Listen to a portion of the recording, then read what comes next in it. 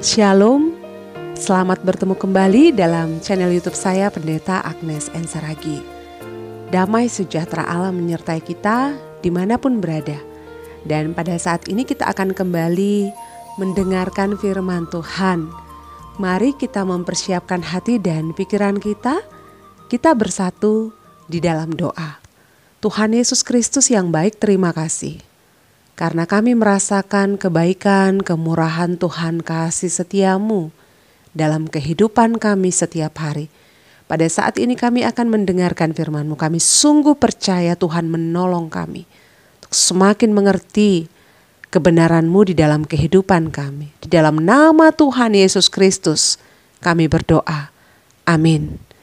Jemaat yang terkasih, dalam nama Tuhan Yesus Kristus, pada saat ini firman Tuhan yang menyapa kita diambil dari Mazmur 139 ayat 17 sampai dengan 24. Saya akan membacakan untuk kita semua. Dan bagiku betapa sulitnya pikiran-Mu ya Allah, betapa besar jumlahnya. Jika aku mau menghitungnya, itu lebih banyak daripada pasir. Apabila aku berhenti, masih saja aku bersama-sama Engkau. Sekiranya Engkau mematikan orang fasik ya Allah, sehingga menjauh daripada penumpah-penumpah darah yang berkata-kata dusta terhadap Engkau dan melawan Engkau dengan sia-sia. Masa akan aku tidak membenci orang-orang yang membenci Engkau ya Tuhan? Dan tidak merasa jemu kepada orang-orang yang bangkit melawan Engkau? Aku sama sekali membenci mereka. Mereka menjadi musuhku. Selidikilah aku ya Allah dan kenalah hatiku. Ujilah aku dan kenalah pikiran-pikiranku. Lihatlah apakah jalanku serong dan tuntunlah aku di jalan yang kekal. Jemaat yang terkasih dalam nama Tuhan Yesus Kristus, ada istilah yang mengatakan bahwa kesempurnaan hanya milik Allah. Setuju atau tidak? Pernyataan ini memang tidak bisa dipungkiri. Dengan sangat jelas kita melihat dan merasakan mahakarya Allah di dalam penciptaan dan pemeliharaannya. Mahakarya Allah adalah anugerah yang telah membuka mata rohani kita, bahwa Allah Daud yang juga Allah kita adalah Allah yang besar dan ajaib. Kuasa dan keajaibannya menaklukkan segala tempat, waktu, dan keadaan. Jemaat Tuhan, jika kita membaca Mazmur 139 ini secara keseluruhan dengan teliti, kita akan diarahkan kepada sifat-sifat Allah yang terangkum dalam 3M. Maha hadir, maha kuasa, dan maha tahu. Melalui pengalaman imannya, Daud menyaksikan hal ini kepada orang-orang Israel, bahkan kepada setiap para pembacanya, bahwa kemahahadiran, kemahakuasaan, dan kemahatahuan Allah bukanlah cerita omong kosong atau dongeng. Bagi Daud ini adalah sebuah kebenaran yang harus diyakini dan dihidupi. Oleh sebab itu Mazmur 139 ini kita bisa menemukan bagaimana kekaguman Daud akan kedahsyatan dan kebesaran Allah. Tuhan kita adalah Allah yang besar dan ajaib. Dia mengenal dan mengetahui kehidupan kita mulai dari kepala sampai ke ujung rambut. Tuhan kita mengetahui secara detail kehidupan kita. Tuhan tahu kalau kita duduk dan berdiri. Tuhan tahu kalau kita berjalan atau berbaring. Tuhan kita juga bisa hadir di segala tempat. Di segala ujung-ujung bumi Tuhan ada. Dia ada di tempat yang tertinggi. Bahkan di bumi paling bawah sekalipun. Tuhan ada di kedalaman air laut. Bahkan di tempat yang paling gelap sekalipun. Kekaguman dan keyakinan akan kebesaran Allah itu juga yang dituangkan Daud. Kita bisa melihat ya pada ayat sebelumnya itu ayat 6. Daud mengatakan apa? Terlalu ajaib bagiku pengetahuan itu. Terlalu tinggi. Tidak sanggup aku mencapainya. Terpujilah Tuhan. Jemaat yang dikasihi Tuhan, Abraham Lincoln, seorang presiden Amerika Serikat yang ke-16 yang mendapat gelar sebagai Bapak Demokrasi, pernah mengatakan, karena sesungguhnya Tuhan selalu benar. Maka jika Tuhan selalu benar, tidak ada alasan baginya untuk meragukan keberadaan Allah. Dan semoga juga kita sebagai orang yang percaya tidak akan pernah meragukan keberadaan Allah dalam hidup kita ya. Yang menarik adalah yang disebutkan oleh Abraham Lincoln adalah yang menjadi keraguan baginya adalah apakah dia telah berada di dalam Allah. Dia tidak meragukan keberadaan Allah dalam hidupnya. Tapi yang dia ragukan adalah apakah dia sudah berada di dalam Allah. Ini sebuah pertanyaan yang mungkin bisa menjadi perenungan bagi kita semua. Apakah kita yang mendengarkan firman pada saat ini sudah berada di dalam Allah, atau kita masih berada di dalam pikiran-pikiran kita sendiri, atau di dalam rencana-rencana kita tanpa melibatkan Allah, atau di dalam mimpi-mimpi kita sendiri. Bergegaslah untuk kembali kepada jalannya Tuhan, kita berada di dalam Allah ya. Kemudian kita juga melihat ya, topik mingguan untuk minggu ini, di hadapan Tuhan tidak ada yang tersembunyi. Ini mengajak kita untuk merenungkan dengan serius tentang kuasa dan kebesaran Allah. Tentang siapa Allah dalam hidup kita dan siapa kita di hadapan Allah. Apa yang sudah Allah lakukan bagi kita dan apa yang sudah kita lakukan bagi Allah. Mari renungkan dengan serius tentang hal ini. Menarik sekali apa yang disaksikan Daud pada ayat 17 sampai dengan ayat 18. Betapa sulitnya pikiranmu ya Allah, betapa besar jumlahnya. Lebih banyak daripada pasir. Pernyataan ini sepertinya menjelaskan tentang keakraban hubungan antara Daud dan Allah.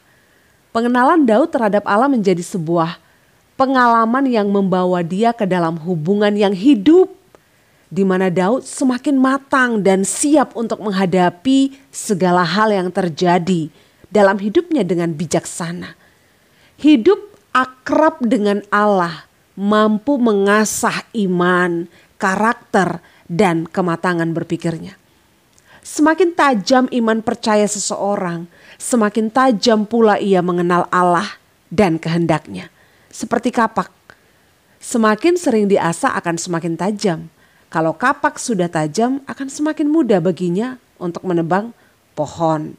Jemaat Tuhan, melalui apa yang disaksikan Daud dalam ayat 17 sampai 18 ini, kita juga disadarkan betapa kemanusiaan kita tidak akan pernah memahami pikiran Allah yang maha itu. Yang kita pikirkan baik secara manusiawi ternyata belum tentu baik bagi Allah. Yang kita pikirkan benar dalam memutuskan sesuatu pun belum tentu benar bagi Allah. Maka memang kita benar-benar perlu sangat menyadari bahwa kita perlu melibatkan Allah dalam segala hal yang kita pikirkan dan yang kita rencanakan. Bagi Daud, pikiran Allah adalah sesuatu hal yang berharga dan bermakna. Sehebat apapun kita menghitung, kita tidak akan mampu menjumlahkan besarnya perbuatan Allah dalam hidup kita. Pemazmur mengatakan jumlahnya seperti pasir ya, berarti tidak terhitung bahkan tidak terselami. Dalam kalimat selanjutnya pada ayat 18, apabila aku berhenti masih saja kau bersama-sama aku. Ini semakin menguatkan iman percaya kita gitu. Kata berhenti di sini memiliki makna yang sama dengan tidur atau beristirahat, di mana kita sama sekali tidak sedang melakukan apa-apa. Namun pada saat ini kita dikuatkan kembali, firman Tuhan mengatakan kepada kita, Tuhan tetap menilik, Tuhan tetap berkarya, Tuhan tetap bekerja. Ketika kita tidak sedang melakukan apa-apa, Dia tetap bersama-sama dengan kita. Aminkan itu, terpujilah Tuhan ya. Kemudian pada ayat selanjutnya, ayat 19 sampai dengan ayat 22, kita diingatkan terhadap sebuah fakta menarik, bahwa orang yang hidup akrab dengan Allah tidak akan menyukai cara hidup orang fasik. Hal ini senada dengan apa yang disebutkan pemazmur dalam Mazmur 1 ya. Tidak berjalan menurut nasihat orang fasik, tidak berdiri di jalan orang berdosa, dan tidak duduk dalam kumpulan pencemooh. Kehidupan orang fasik itu katanya seperti sekam yang ditiupkan angin, tidak ada pendirian. Dan orang berdosa katanya tidak akan tahan dalam perkumpulan orang benar. Jemaat Tuhan, Apa yang dikatakan Daud tentang orang fasik pada ayat 19 sampai dengan 22 adalah sebuah permohonan. Sangat mungkin sekali dia menyaksikan bagaimana orang fasik menumpahkan darah orang yang tidak bersalah. Daud mungkin mendengar sendiri dengan telinganya bagaimana orang fasik berkata dusta tentang Allah. Bisa jadi mereka tidak percaya atau malah menyaksikan berita kebohongan tentang Allah. Karena mereka memang tidak menyukai keberadaan Allah. Mereka adalah orang-orang yang membenci Allah. Namun di dalam kesusahan hati dan pergumulannya, Daud juga mengatakan bahwa seperti Allah yang tidak menyetujui kejahatan, demikian jugalah ia tidak menyukai hal itu. Sebagian orang mungkin tidak melakukan hal yang sama seperti pada ayat 19 sampai 22 ya. Bahkan kalau kita melihat seolah-olah Daud itu mengatur Allah. Namun bersyukur sekali pada ayat 23 sampai 24 kita melihat bahwa Daud mengatakan tentang ketidakmampuannya untuk memahami pikiran Allah ya. Daud mengatakan bagaimana dia belajar untuk memahami kehendak Allah. Bahkan ternyata dia juga bergumul bagaimana dia memiliki kesanggupan untuk memahami jalan-jalannya Allah gitu. Artinya memang dalam permohonannya itu yang disebutkan dalam ayat 19 sampai dengan ayat 22, Daud tetap membuka hatinya, jiwanya dan pikirannya. Dia mengatakan kepada Allah, dia bersedia untuk diselidiki oleh Allah ya. Bagaimana Allah itu boleh menyelidiki kehidupannya. Jemaat Tuhan, dalam hal ini kita melihat ada kesiapan hati dan kemantapan iman dalam diri Daud bahwa beriman kepada Allah bukan hanya persoalan siap untuk percaya, namun harus siap untuk dibentuk dan diubahkan. Jadi ungkapan Daud dalam kata selidikilah dan ujilah, kenalah dan lihatlah, ini menunjukkan kebersediaannya dalam melibatkan Allah yang maha kuasa itu. Jadi ini menjadi sebuah perenungan juga bagi kita yang mendengarkan firman Tuhan pada saat ini. Jemaat yang terkasih dalam nama Tuhan Yesus Kristus, ada dua hal yang menjadi refleksi bagi kita ya untuk bisa kita aplikasikan dalam kehidupan sehari-hari. Yang pertama, mengasah iman dalam segala keadaan. Abraham Lincoln pernah dinobatkan menjadi salah satu presiden terbaik dan paling dicintai di Amerika karena berhasil membawa perubahan di saat kondisi negara benar-benar mengalami kekacauan. Salah satu prinsip hidupnya adalah berikan aku 6 jam untuk menebang pohon dan aku akan menggunakan 4 jam pertama untuk mengasah kapak. Bayangkan ada 6 jam waktu untuk menebang pohon, tapi Abraham Lincoln menggunakan 4 jam pertama untuk mengasah kapak.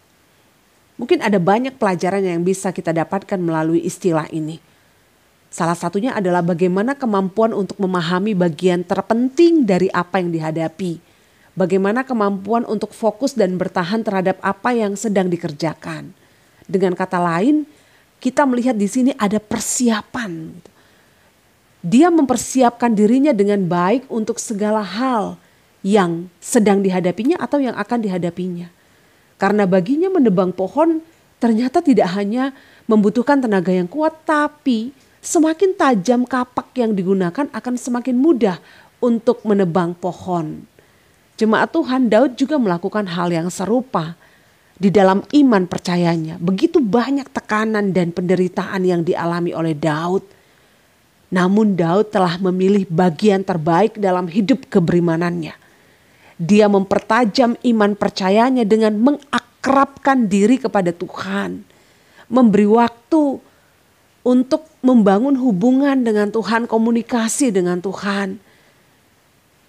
Dia melakukan itu secara pribadi, bahkan bersama-sama dengan orang beriman. Lalu bagaimana dengan kita pada saat ini?